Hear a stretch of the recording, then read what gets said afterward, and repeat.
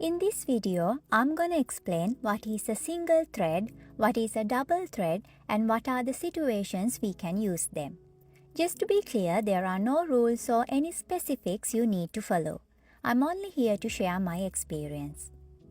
Now these terms are applied in hand sewing, and starting with the single thread, let's see how to do that. As the name suggests, you're going to start by cutting a single piece of thread from a spool of thread. Next, thread your hand needle by going through the eye of the needle. By doing so, you make the thread into two parts. In the single thread, you leave one part or one end of the thread shorter than the other end of the thread. Finally, make a knot at the longer end of the thread and you can start sewing after. In the single thread, the longer end is the one where all the stitching happens, while the shorter thread end hangs freely. With that said, you need to keep an eye on the shorter end to make sure it's not slipping away during your project. In case that happens, don't worry, just re-thread the needle and you're good to go. Usually we keep about 6 inches of long thread for the shorter end. It will lower the chances of this happening.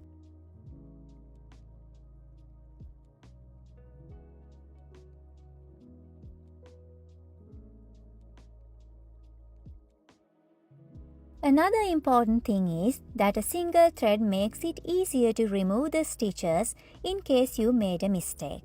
Especially when you are dealing with delicate fabrics, you surely need it to be subtle and less damaging to the fabric.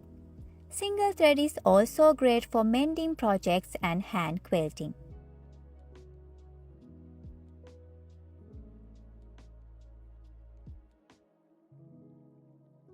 As you now know what a single thread is, let's see what difference it makes when it comes to double thread. It starts the same, and first cut a piece of thread and thread your needle by going through the eye of the needle. Now instead of keeping two different lengths, pull both ends equally so that you will get similar lengths on both ends of the thread. Next, make a knot using the two ends of the thread, and this is what we call a double thread. Now, did you notice the main difference? Let me explain. In the single thread, only one thread is actively involved in the project to make stitches, while in the double thread, both threads are actively involved in the project. Keeping this main difference in mind, let's see what are the favorable situations to use single thread and double thread. When it comes to hand sewing, single thread is the one we widely use because most of the time we need the stitches to be invisible. Using a single thread lowers the bulk and will give you a fine finish. Now what about double thread? You can go with the double thread whenever you need extra strength and durability. Usually this means attaching buttons, securing fasteners, dealing with heavy-duty seams, and whenever gathering several fabric layers together.